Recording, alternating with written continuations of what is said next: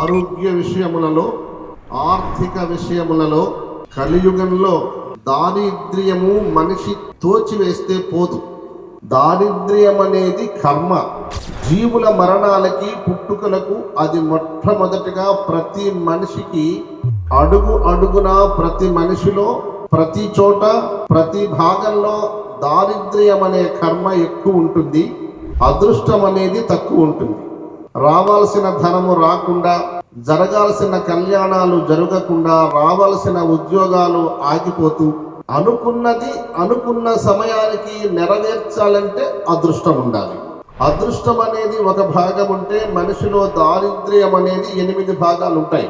ఈ ఒక్క భాగం అదృష్టాన్ని దైవము తోడు చేసుకుంటే, దానికి సత్యమైన భగవత్ శక్తిని మన హృదయం, మన గుండె నిండా పెట్టుకుంటే 8 భాగాలలో ఉన్న దారిద్ర్యాన్ని పూర్తిగా నాశనం చేయగలం. అన్నిటినీ వెనకబడవేసి, సముద్రంలో నీళ్లున్నాయి, తాగడానికి వీలు లేదు.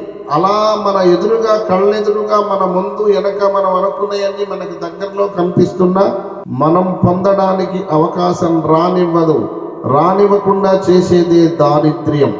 దాన్ని దహనం చేయడం కొరకు సువర్ణ లక్ష్మీ దేవతను అందరూ ఆవాహన చేసుకోండి.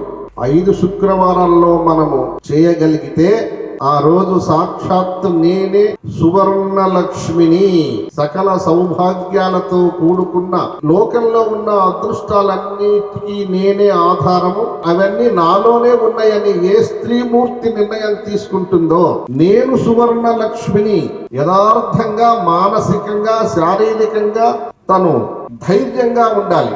అమ్మవారు వేరు, నేను వేరు. ఈ పూజ చేసిన కాసేపు వరకే నేను జాగ్రత్తగా ఉండాలనుకుంటే నీవు సువర్ణ లక్ష్మి దేవతవు కాలేవు. అమ్మవారంటే ప్రతి స్వరూపంలో, ప్రతి భాగంలోనూ మన దారిద్ర్యాన్ని నశింపజేసే గొప్ప శక్తి ఆ తల్లి రూపంలో మనం చూడాలి.